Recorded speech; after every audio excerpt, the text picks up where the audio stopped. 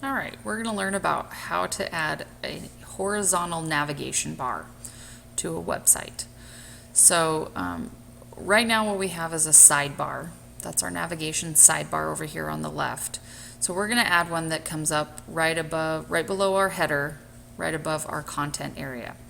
So we're going to do that. We're going to go into More, and we're going to click on our Edit Site Layout. So now we're in Edit Site Layout mode. What you can see up here is that right now we have header and sidebar are clicked. Okay, those are our two options. If I were to click on sidebar again, it is now no longer selected and my navigation sidebar goes away. So let's click back on that so it shows up for now. Here you see it says horizontal navigation. We want to add that to our site. So we're going to click on that so now it is selected. And what you can see is a tab has shown up here that says I love Google. Well, remember our homepage, this homepage is called I love Google, so that's the only page that shows up right now. So to add more pages or more tabs to our website, we just click on this because we're in our edit site layout mode. Click on this and now we can add pages. So let's take a look and see what pages we have. Let's go ahead. Remember that the picture icon here and then it says the name of your site. That's just your site. Below it with all these little L's here, these are the pages that have been created. So those are what you want to add. So we'll click on Google Ideas, scroll down, click OK. Click on Helpful Sites, scroll down, click OK.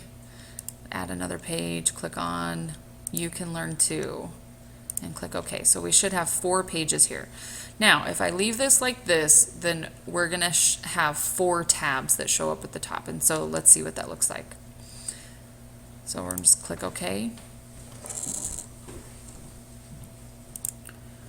So by adding those 4 pages, it gives us 4 tabs. But what if we want maybe a couple of these pages to be under one of the tabs? Well, let's go back in and edit it.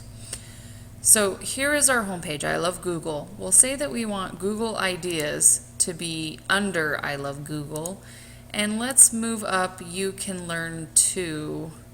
Actually, let's make You Can Learn To under Helpful Sites. So now what this is going to give us, it's going to give us 2 main tabs, and then these are the pages that will be under those tabs. The other thing with the tabs is you can change the style of the tabs. You can have it look like a box, or you can do what actually looks like tabs, and they kind of just give it a little more rounded edge on your tabs. So I think they look a little nicer. So click on OK when you have that. Notice that our 4 tabs went away. Now we only have 2, and you can see that if I clicked on I love Google, it would take me to that page. But then I also have a subpage under there, so if I clicked on Google Ideas, it would take me to that different page. And then here's Helpful Sites, and then You Can Learn Too is under that. Now in some cases you may decide that you want to have just the tabs at the top, and maybe your navigation sidebar is something completely different. Maybe you just, like in your navigation sidebar, instead of adding pages that you've created, maybe you just add URLs to different sites that you want to use as resources or something, because that's definitely something that you can do.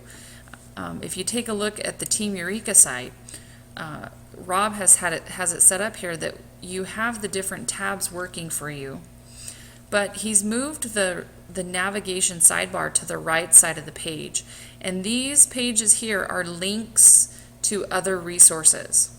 That's what they are. They have nothing to do with the pages that are here. So if you notice, if I hover over this one, it says Team Eureka Apps. There are different pages underneath the Team Eureka apps. Okay, Schoolmaster. There's the main Schoolmaster page, and then there's another additional settings one. Okay, so there are sub pages under these tabs. So sometimes that